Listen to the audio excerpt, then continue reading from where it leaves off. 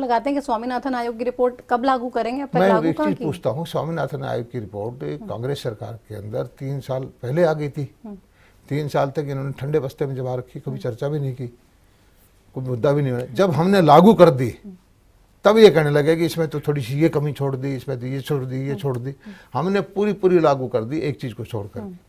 उसमें यह था कि भाई किसान को उसकी लागत का मूल्य जोड़कर 50% ज़्यादा देना है, लेकिन उसमें C2 फार्मूला एक ये था कि उसको पूंजी जो किसान की ज़मीन की वैल्यू है उसका ब्याज भी जोड़ना है। अब यहाँ गुड़गांव में मान लीजिए एक किसान खेती करता है पटौदी साइड में, 10 करोड़ रुपए एकड़ की ज़मीन है, उसमें आप अगर साल का ब्याज लगा दिया आपने तो साल का 1 करोड़ हो जाएगा। कुछ भी कर दे उसमें, कोई भाव दे दो, कैश किस व्यवहारिक नहीं है, उसको छोड़ के हमने सब दिया है। तो मतलब स्वामीनाथन आयोग की रिपोर्ट सरकार स्वामीनाथन ने पूरी खुद कहा है, कर दी। एक पॉइंट को छोड़ करके स्वामीनाथन जी ने खुद कहा है कि मेरी रिपोर्ट थी, मोदी जी ने लागू की है, और किसान भी इस चीज़ को मानते हैं।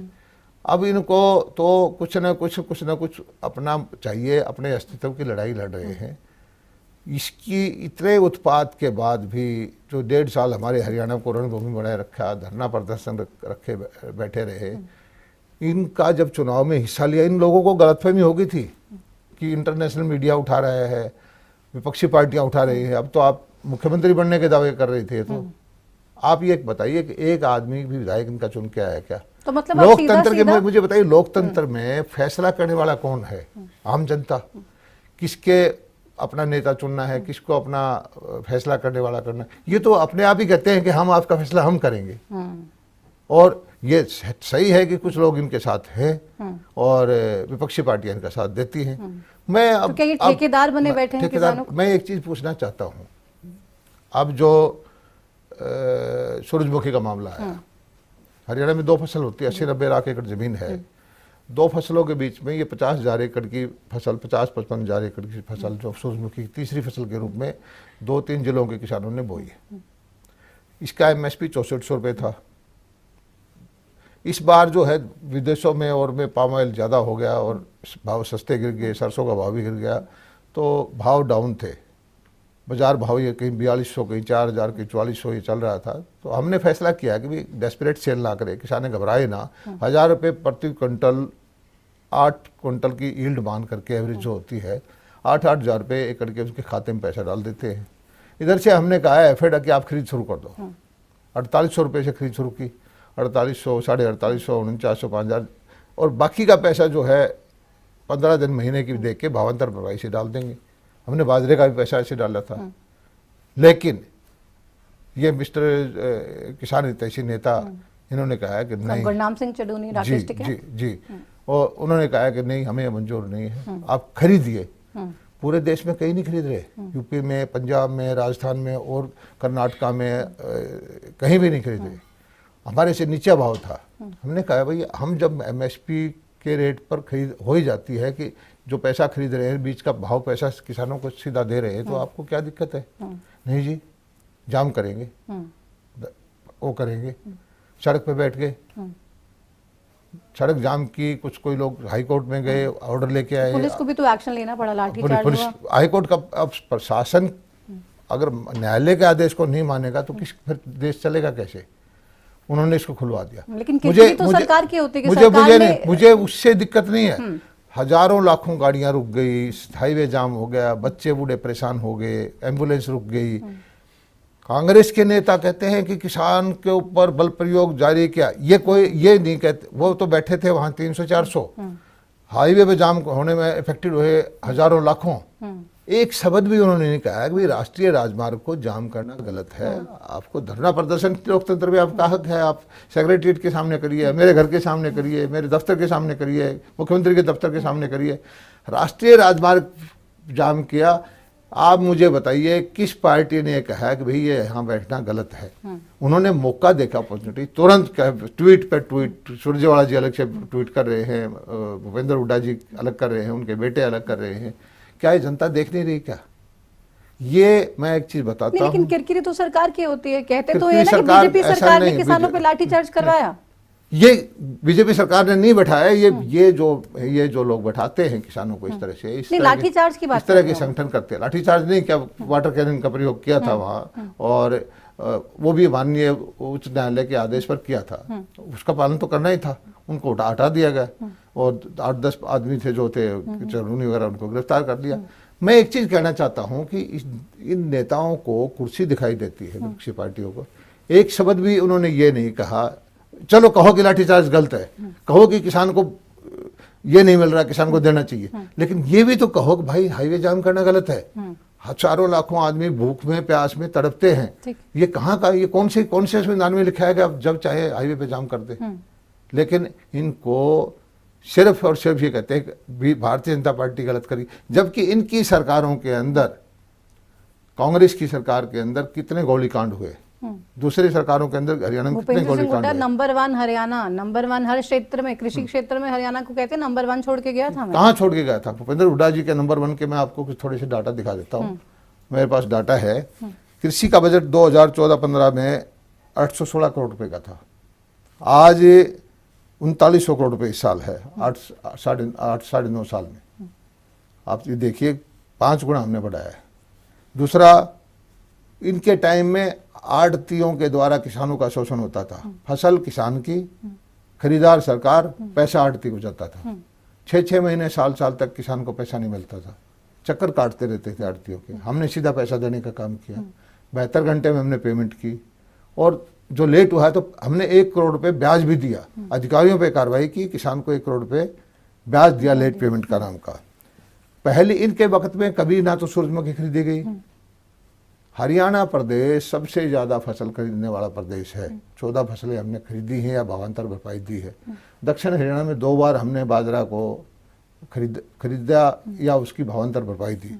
एक बार हमने 437 करोड़ रुपए 2,41,337 किसानों को दिए, एक बार 2,63,000 को 390 करोड़ रुपए दिए। इन्होंने तो कभी ना खरीदा ना पैसा दिया।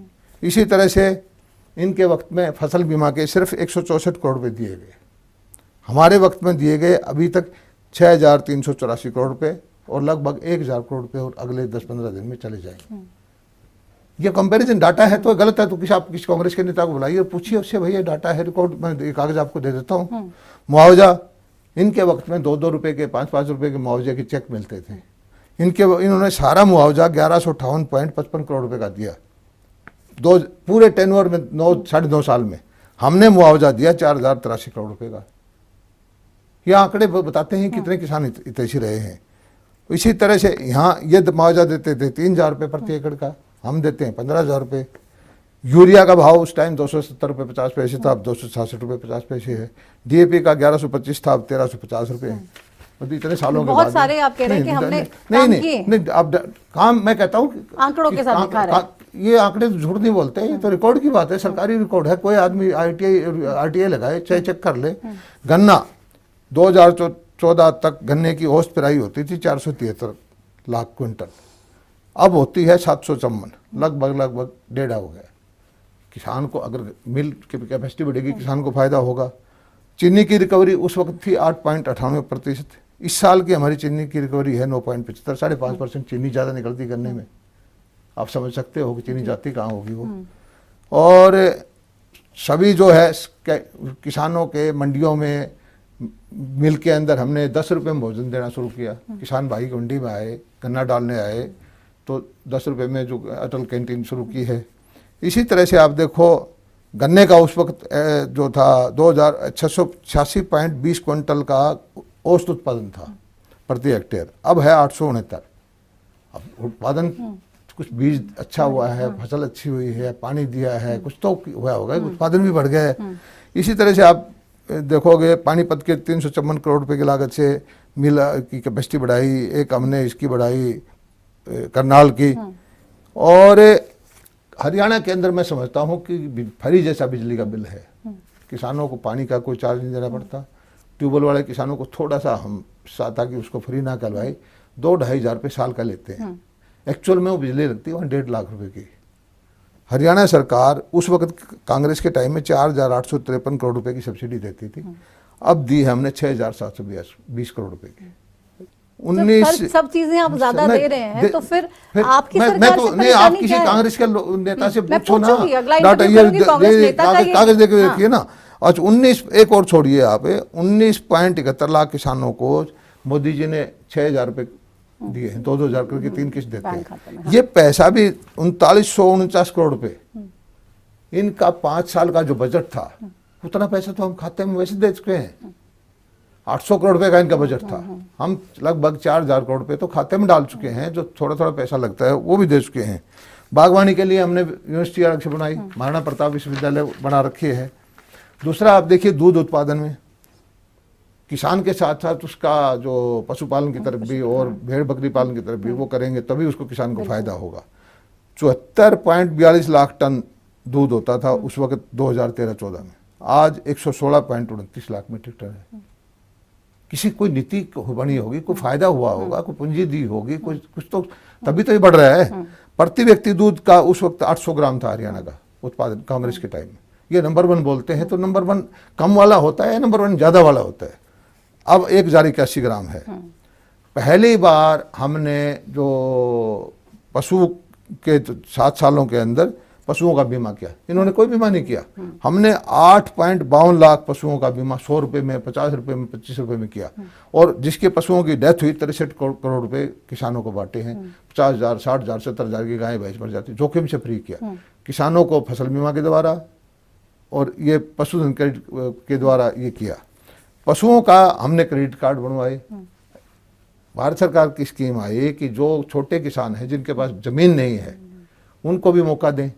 1,80,60,000 रुपये तक के पैसे पूंजी उनको 4% ब्याज पे देते हैं, सिर्फ गाय और भैंस बकरी पे उस पर आप करके, ताकि वो भी अपना परिवार को पाल सकते हैं। वो दिया।